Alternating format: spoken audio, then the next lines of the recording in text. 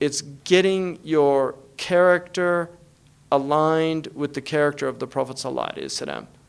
That's at the center of this teaching. It's trying to align your character with the character of the Prophet ﷺ so that you actually follow his sunnah. I mean, one of the things that a lot of people do, they follow the sunnah of the beard, the siwak, the robe. They take all these outward sunnah, but then they don't follow the sunnah of smiling. Like they'll never smile.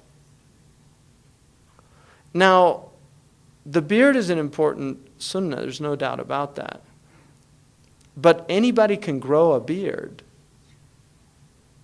Do you know, it's an effortless practice. You just don't shave. Seriously, it's effortless. But smiling, when you don't feel like smiling, you know, that it takes effort to do that. And that's why it's one of his amazing sunnahs, is that he was constantly smiling. Al-Dahhak, that's one of his names, the one who smiled. And he always smiled when he saw people, you know, he greeted them with a smile. And they're amazing principles. And one of the examples that I've used many times, and Sheikh Abdullah al-Qadi, you can ask him about this because he was there and witnessed this. The Prophet ﷺ said that none of you will enter paradise until you believe, and none of you will believe until you love one another. And then he said, can I tell you something, that if you do it, love will begin to grow amongst you? And they said, yes, indeed, Ya Rasulullah. And he said, spread peace amongst you. Now, the primary meaning of that is actually give the greeting of peace. Afshu salam bainakum. But it obviously has just what it means, spread peace amongst you. But you know, we were in Medina, and we used to go every morning the same door, and there was a man there, very grumpy man, you know, one of these guards at the door. And the first day I said salam alaikum to him, and he looked at me, he's like, wa alaikum salam, you know, it's just. And then the next morning we came, same man. I was with Sheikh Abdullah, and I smiled, said salam alaikum, and he was like, wa alaikum salam, you know. And then the next day I came, same man. This is a true story. And I said, salam alaikum. And he looked at me, and just a tiny smile broke. And then the next day I came, and I just, salam alaikum, you know, sabah al khair. And I swear to God, Sheikh Abdullah al-Qadi was there. He came up and he hugged me.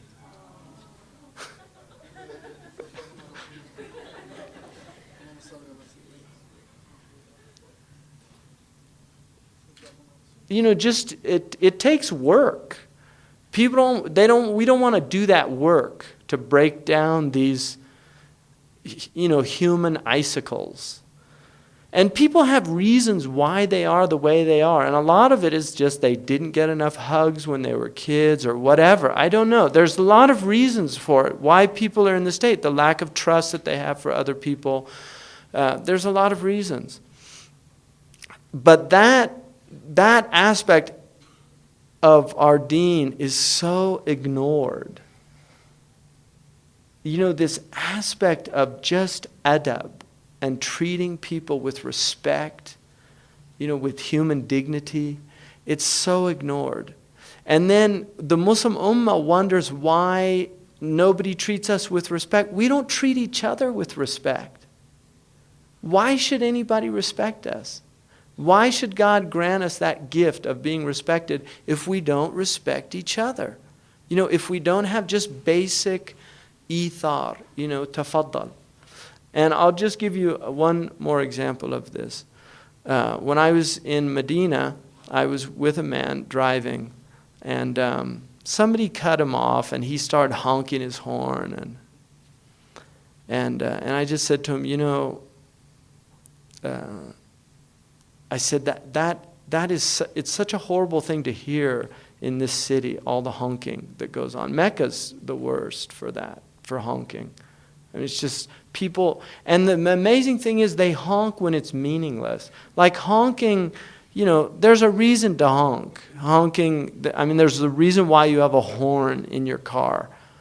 Because it's like to stop something really dangerous from happening. Or, if somebody really does something, you honk and let them know that wasn't appropriate. I want a bumper sticker, don't shoot, I admit I'm a lousy driver, But people do things, they cut you off sometime by mistake. And people, whenever they get cut off, they never remember the times they've cut off people by accident. There's always the assumption, what an idiot. So this man, I just told him, I said, the maqam of driving is ithar. وَيُؤْثِرُونَ عَلَى أَنفُسِهِمْ.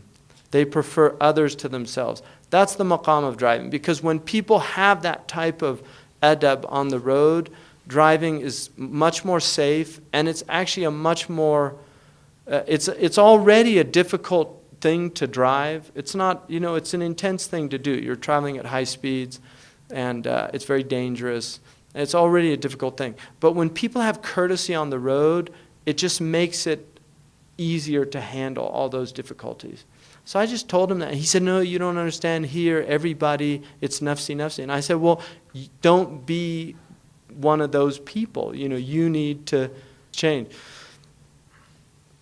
I came back a year later, and the same person, he's actually the son of a sheikh in Medina, a really sweet man. And a year later, and he told me, and I'd completely forgotten about this, just that incident. But he told me, I had an amazing experience this year based on something you said last year. And I said, what? And he said, do you remember when I got angry with that person cut me off, and you said, you should really prefer people driving. He said, well, I decided to do that, to practice that. And he said, I was amazed at what I saw. Like people, just how they responded to that. So he experienced that just of doing. Sayyid Naqib al-Attas said that the crisis of this ummah is adab.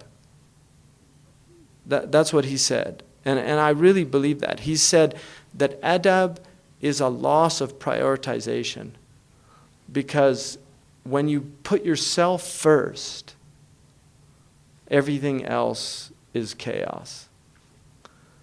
When you put yourself first, when you are your major concern, everything else is chaos. Now, that is not to negate alaykum anfusukum, take care of your souls. But taking care of the souls, in reality, is taking care of other souls.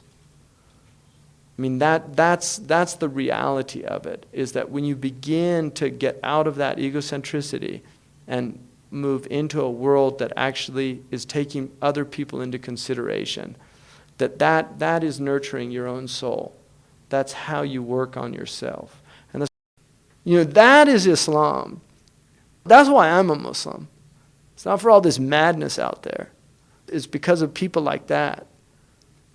Because that's the embodiment of the Prophet's sunnah. If you want to follow the sunnah, it's not big beards and short robes.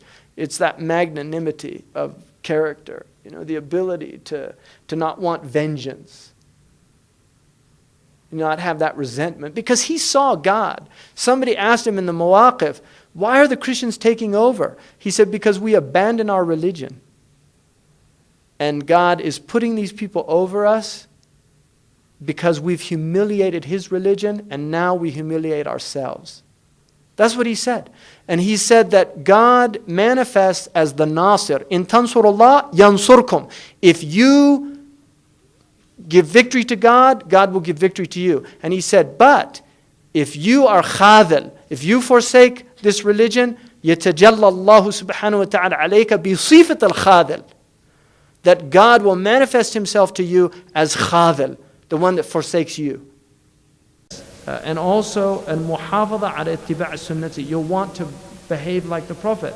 And the thing about Sidi Ismail, he doesn't have the outward sunnahs that a lot of people focus on, but he has the character of the Prophet. He's following the sunnah that nobody follows anymore. Everybody's got the sunnah of the beard, the siwak, the short robe, but the akhlaq of the Prophet, the love the Prophet had for people, their care, that's the real ittiba'. It's not to belittle those other things, But if you're focusing on those other things and neglecting the reality, his inward reality, his forbearance, his care, his concern, his mercy, all those things, then you're missing the point. And then also loving your fellow Muslims, having really love for them. Not, the Prophet ﷺ said, do you want to see a man who's in paradise? And they saw this man, and one of the Sahaba said, I wanted to find out what he had that other people didn't have.